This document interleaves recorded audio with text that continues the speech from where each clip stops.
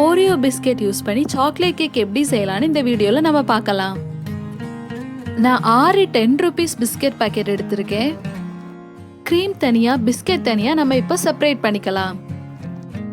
Cream நாம் எண்டிங்கில் use பண்ணுவோம், அதனால அதை எடுத்து தனியாக வச்சுருங்க.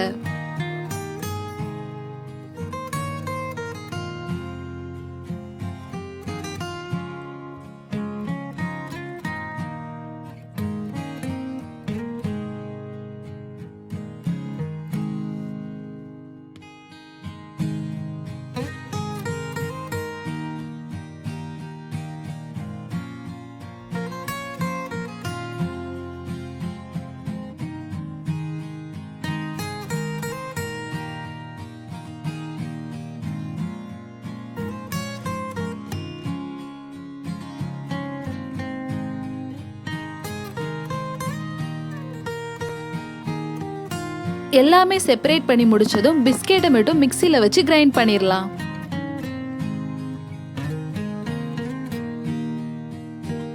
இந்த மாதிரி நல்லா பவுடரா கிரைண்ட் ஆகியிருக்கணும். இதுல நம்ம இப்போ ஈனோ ஆட் பண்ணிடலாம். ஈனோ என்ன ஃப்ளேவரா இருந்தாலும் பரவாயில்ல. ஈனோ உங்க வீட்டில் இல்லைன்னா பேக்கிங் பவுடர் கூட யூஸ் பண்ணிக்கலாம்.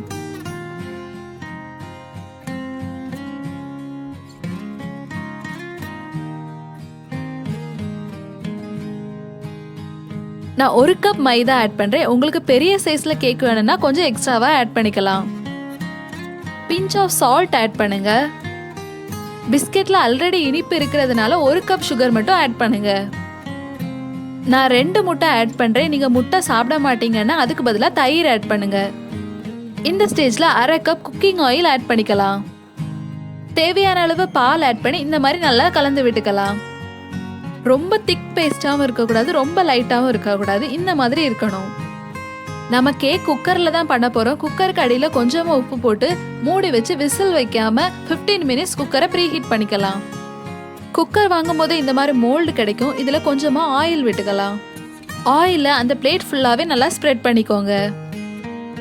இனி மேலே கொஞ்சமாக மைதாவை டஸ்ட் பண்ணிக்கோங்க. எதனால இந்த ஸ்டெப் பண்ணுறோன்னா அப்போ தான் நம்ம கேக் ஒட்டாமல் ஈஸியாகவே எடுக்கிறதுக்கு வரும். நம்ம மிக்ஸ் பண்ணி வச்சிருக்கிறத இதில் இப்போ ட்ரான்ஸ்ஃபர் பண்ணிக்கலாம். இதை நாம குக்கருக்குள்ளே வச்சிடலாம். விசில் வைக்காம குக்கரை க்ளோஸ் பண்ணிடலாம். கேக் பேக் ஆகுறதுக்கு 30 to 14 minutes வரை ஆகும்.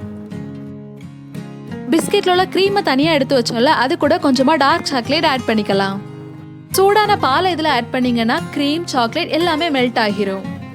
பாருங்க, நம்ம கேக்கு சூப்பராக சாக்லேட் க்ரீம் ரெடி. 40 minutes ஆகிட்டு நம்ம கேக் ரெடி ஆகியிருக்கும்.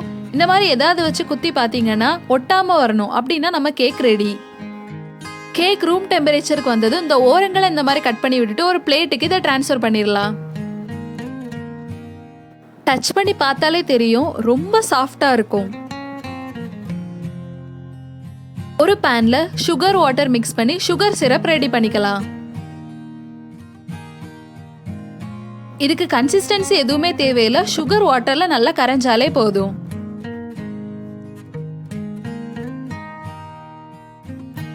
நம்ம கேக்கை இந்த மாதிரி 2ஆ கட் பண்ணி எடுத்துக்கலாம்.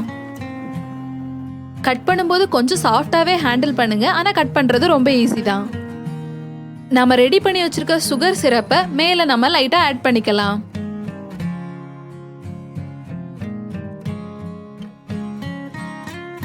இப்போ நாம ரெடி பண்ணி வச்சிருக்கிற சாக்லேட் க்ரீமை மேலே ஆட் பண்ணிக்கலாம்.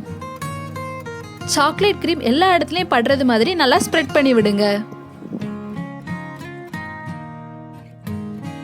கட் பண்ணி வச்சிருக்கிற இன்னொரு லேயர்லையும் இதே மாதிரி சுகர் சிரப் ஃபர்ஸ்ட் ஆட் பண்ணிட்டு செகண்ட் சாக்லேட் க்ரீம் ஆட் பண்ணுங்க.